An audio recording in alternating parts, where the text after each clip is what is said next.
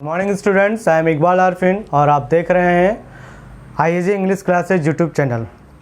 Students, आज का lecture topic हमारा है यूज़ ऑफ मॉडल वर्ब। और आज मॉडल वर्ब में मैं फिर एक नए मॉडल वर्ब के साथ आप लोगों के सामने हाजिर हूँ और आपको मैं आज पढ़ाने जा रहा हूँ मॉडल वर्ब शैल और विल का प्रयोग। तो स्टूडेंट्स, आज आप जानेंगे शैल और विल का सही प्रयोग। ऐसे तो आप फ्यूचर टेंस के सेंटेंस जब बनाते हैं, टेंस जब आपने पढ़ा और टेंस पढ़ने के साथ साथ जब फ्यूचर टेंस का सेंटेंस आप पढ़ें तो उसमें शैल और विल का प्रयोग आपने किया है। लेकिन आज आप जानेंगे कि शैल और विल का प्रयोग फ्यूचर टेंस में ही किस सब्जेक्ट के साथ, किस स्थिति में, किस सिचुएशन में किया जाता है और उसका सही प्रयोग क्या है।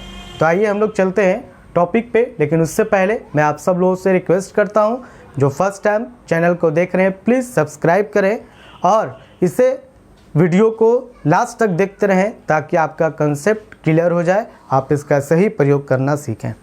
तो स्टूडेंट, आइए एक नज़र फिर यूज़ ऑफ मॉडल वर्ब। और आप यहाँ पे देख रहे हैं शैल एंड विल। शैल और विल का प्रयोग आज हम लोग पढ़ेंगे। तो शैल और विल का मीनिंग क्या होता है ये तो आप जानते हैं कि शैल और विल जब फ्यूचर टेंस में प्रयोग होते हैं तो हिंदी वाक्य जो है उस वाक्य के क्रिया शब्द के अंत में गा गी गे का प्रयोग किया जाता है। ब्रैकेट में मैंने लिख दिया है, इंडिकेट भी कर दिया है ताकि आपको समझने में आसानी हो कि क्रिया शब्द के अंत में गा गी गे हो। जैसे मैं पढ़ूंगा, वह जाएगा, वह आएगी, वे लोग बोलेंगे, इस तरह के सेंटेंसेस में शैल और विल का प्रयोग करना होता है। लेकिन शैल और विल ये दो जो मॉडल वर्ब है ये कहाँ यूज़ होता है, किस तरह से यूज़ होता है, इसको जान लीजिए। शैल जो है मॉडल वर्ब ये सब्जेक्ट आई और वी के साथ होता है।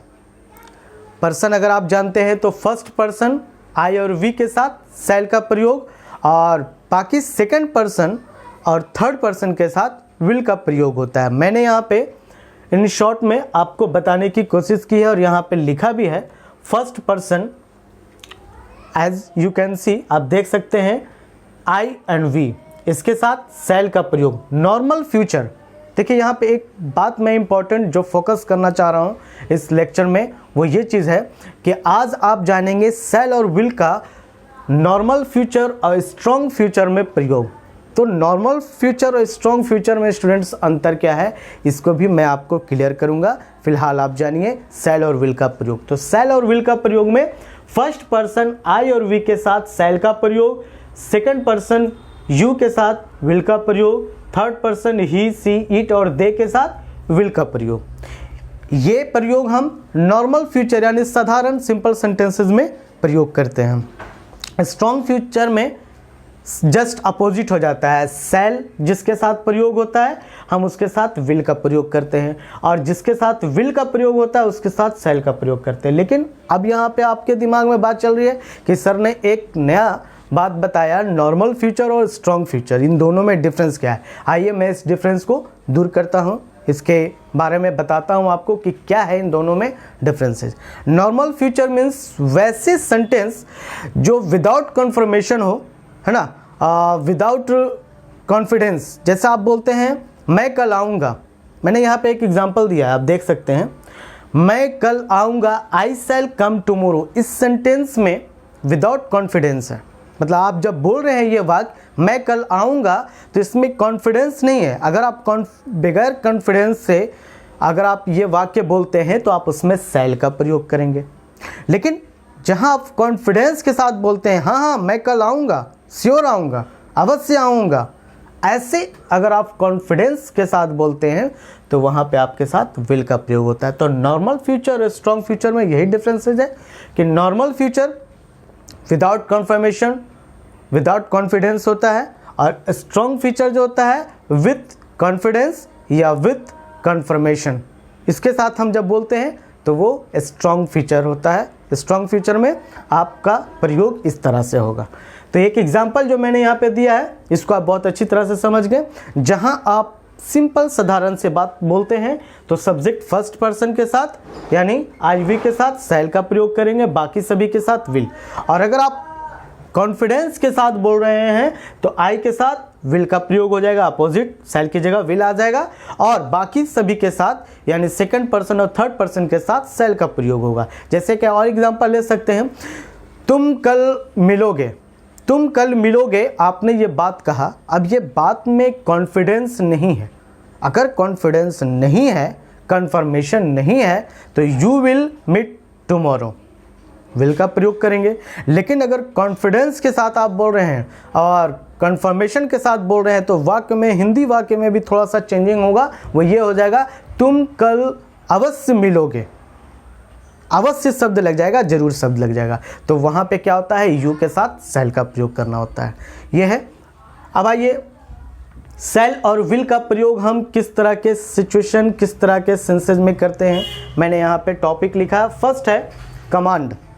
कमांड मतलब होता है कि जब आप किसी पे किसी काम को करने में आप जोर दे रहे हैं, इसको दूसरे वर्ड में एम्फैटिक भी कह सकते हैं, है ना। यानी हिंदी वाक्य में अवश्य शब्द जुड़ जाएगा, है ना। मैं अवश्य आऊँगा, तुम अवश्य लिखोगे, वे लोग अवश्य देखेंगे। तो इस तरह के सेंटेंसेस में आप जो है सेल और विल का प्रयोग करते हैं। लेकिन वही चीज़ है, आई के साथ विल लग जाएगा, आई वी के साथ विल, और बाकी सभी के साथ सेल का प्रयोग। जैसे कि एग्जांपल ले सकते हैं हम लोग कि वह यहाँ अवश्य आएगा, तो he shall come here. He shall, he के साथ सेल इसलिए लगाया गया क्योंकि अवश्य शब्द लगा है। और उसी तरीके से अगर फर्स्ट पर्सन की बात करते हैं, हम लोग इस वीडियो को अवश्य देखेंगे, तो यहाँ हो जाएगा वी विल सी, या वॉच भी कर सकते हैं, वी विल सी और वॉच दिस वीडियो। तो आपने देखा क्या कि मैंने ही के साथ सेल लगाया और वी के साथ विल लगाया। डिफरेंसेज आपको पता है कि ही के साथ सेल लगने का वजह यह है क्योंकि कमांड शो कर रहा है, बता रहा है, तो वहाँ पे जोर दिया जा रहा है। जोर देने की वजह से यहाँ पे सेल का प्रयोग किया गया और वी के साथ विल का प्रयोग किया गया। अब आइए, सेकंड है प्रॉमिस। यदि आप किसी से प्रॉमिस करते हैं, वादा करते हैं कि हाँ मैं कल अवश्य तुमसे मिलूँगा, हाँ वे लोग यहाँ जरूर आएंगे, अगर आपने प्रॉमिस वाली कोई बात ऐसी कही, तो वहाँ पर भी आपको सेल और विल का प्रयोग करना होता है। और अपोजिट सिचुएशन में, यानी इस आई के साथ सेल और बाकी सभी के साथ विल का प्रयोग। तो जैसा अगर आपने प्रॉमिस किया कि राहुल अवश्य तुमसे मिलेगा, तो सेंटेंस हो जाएगा राहुल विल मीट यू। ठीक है।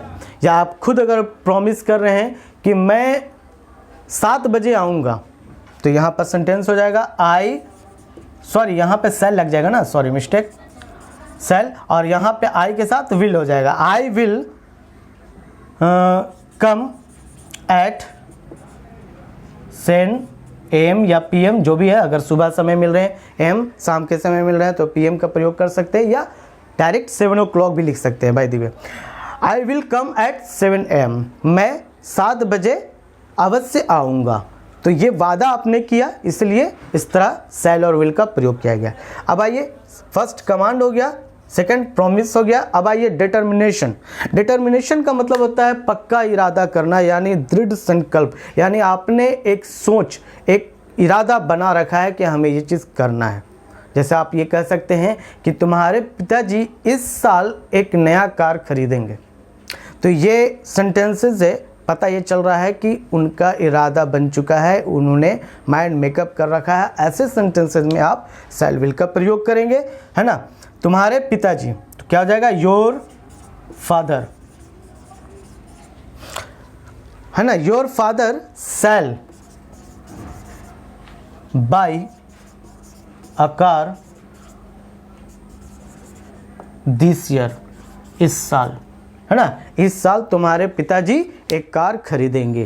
तो इस सेंटेंसेस को आपने क्या देखा कि इसमें डिटर्मिनेशन की बात हो रही है। आप खुद भी किसी काम को करने का इरादा कर रहे हैं, तो वहाँ पर भी आप ये सेल और विल का प्रयोग करेंगे। जैसे अगर आप ये कह रहे हैं खुद, अगर आप फर्स्ट पर्सन हैं, आप यूज़ कर रहे हैं कि मैं आपके सारे प्रश्न का हल करूँगा, है ना, मैं आपके सारे प्रश्न का हल करूँगा। तो क्या हो जाएगा, आई विल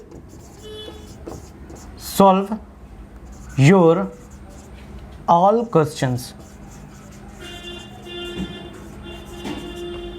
तो स्टूडेंट्स आप क्या देख रहे हैं कि ये फर्स्ट 2 सेंटेंसेस से कमांड शो हो रहा है, सेकंड 2 सेंटेंसेस से प्रॉमिस शो हो रहा है, और थर्ड 2 सेंटेंसेस से क्या पता चल रहा है, डिटर्मिनेशन, है ना। अब हमारा है थ्रेट और विलिंगनेस, ठीक है। तो थ्रेट, अगर आप किसी को चेतावनी दे रहे हैं, थ्रेट मतलब होता है चेतावनी, धमकी, है ना। तो यदि आप किसी को चेतावनी दे रहे हैं, धमकी दे रहे हैं, तो वैसे केसेस में भी शैल और विल का प्रयोग करते हैं। जैसे ये कहा जाए कि मैं तुम्हें पीटूंगा। अब मैं तुम्हें पीटूंगा ये एक चेतावनी वाली बात होगी, आप किसी को थ्रेट कर रहे हैं, हाँ मैं तुम्हें पीटूंगा, चाहे तुमने ये गलती की है, ऐसा किया है, वो किया है, मैं तुम्हें पीटूंगा, है ना। तो ये थ्रेट हो गया, धमकी हो गया। तो ऐसे सेंटेंसेस में आप जो है कि शैल विल का यूज करेंगे। आई विल बीट यू, ठीक है। अब आप जो है कोई थ्रेट कर रहे हैं तो वहाँ पर भी आप सेंटेंस यूज कर सकते हैं। जैसे कहा जाए कि मोहन आपका क्या होता है, मोहन आपका प्रश्न देखेगा, है ना। या फिर ये कह सकते हैं कि मोहन जो है वो तुमसे अवश्य मिलेगा किसी मामले को लेकर, तो है ना।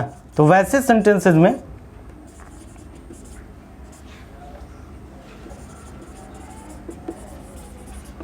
जो है आप ये प्रयोग करेंगे। नेक्स्ट आइए, उसके बाद फिर है लास्ट है विलिंगनेस। विलिंगनेस में क्या होता है, इच्छुक, यानी इच्छा। अगर आपकी किसी चीज़ की इच्छा है, किसी काम को करने की इच्छा हो रही है, तो वैसे सेंटेंस में भी आप शैल और विल का प्रयोग करते हैं। जैसे इच्छा में जैसे कहा जाए कि मैं तुम लोगों को कल पार्टी दूंगा, ये आप अपनी इच्छा बता रहे हैं, व्यक्त कर रहे हैं, मैं तुम लोगों को कल पार्टी दूंगा। तो इसमें कहीं ना कहीं श्योरिटी भी आ रहा है कि हाँ देने की बात हो रही है। तो I will give you a party tomorrow, ठीक है। और तो ये इच्छा हो गई। दूसरी है, एक और एग्जांपल ले लेते हैं। जैसे ये कहा जाए कि वह तुम्हारे सारे प्रश्न का हल करेगा, यानी उसकी इच्छा हम व्यक्त कर रहे हैं, बता रहे हैं कि वह तुम्हारे सारे प्रश्न को हल करेगा। तो जब उसकी इच्छा हम व्यक्त कर रहे हैं तो यहाँ पर भी आप यूज़ कर सकते हैं ही शैल सॉल्व योर ऑल क्वेश्चंस।